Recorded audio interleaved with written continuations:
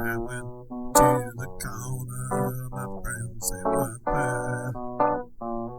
They said, hey man, you want your share? I turned around and walked away. I didn't want to live nowhere. Street corners with the finest of youth. Hey everybody,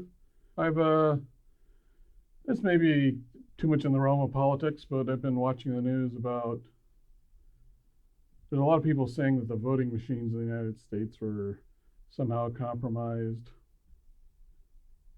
And I see now where the two companies that have been getting accused of doing this are now suing all the people on Fox and all the other news organizations because they say they didn't do it, and they don't like their business being slandered, and that they're going to sue the tar out of the people who are saying it. And that'll be interesting because, all along a lot of people, here I'm talking about people, like nobody's named, but it seemed as though people were just sort of making up theories out of nothing.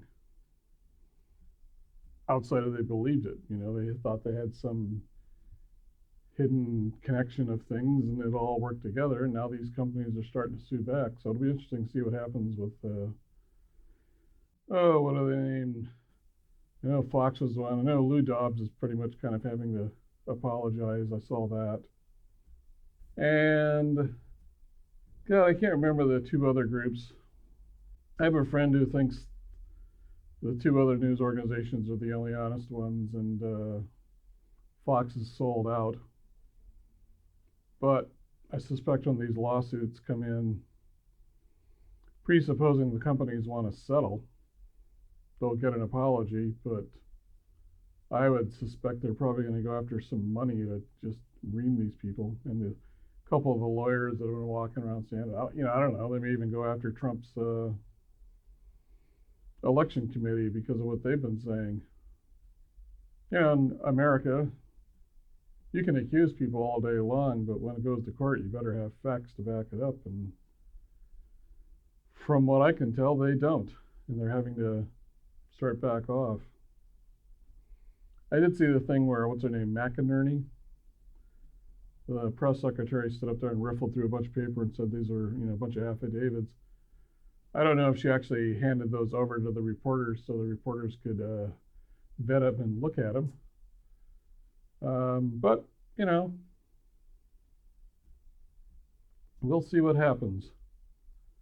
To me, it looks like more of this people live inside an opinion of how the world is, and their brain just sort of makes up within their internal conversation a story of what's going on, and then they run with it without actually checking to see if it's accurate or not, or if there's actually any evidence of it. And I haven't been in the courts to see it, but from what I've seen on the news, whether you can trust the news or not, is even when they do get to court, the lawyers aren't claiming election fraud or anything. They're leaving all that out because apparently they don't actually have any proof of it. But on television, they're saying it. So now they're going to get into a slander thing. Anyway, I find that interesting, watching now people who invented all these things, and in my opinion, and now they're going to get sued for it. Just got to be careful. You got to watch yourself. Your internal cocoon and story can really fool you. All right, that's all I have to say on it. We'll see how the law courts handle it. All right, bye now.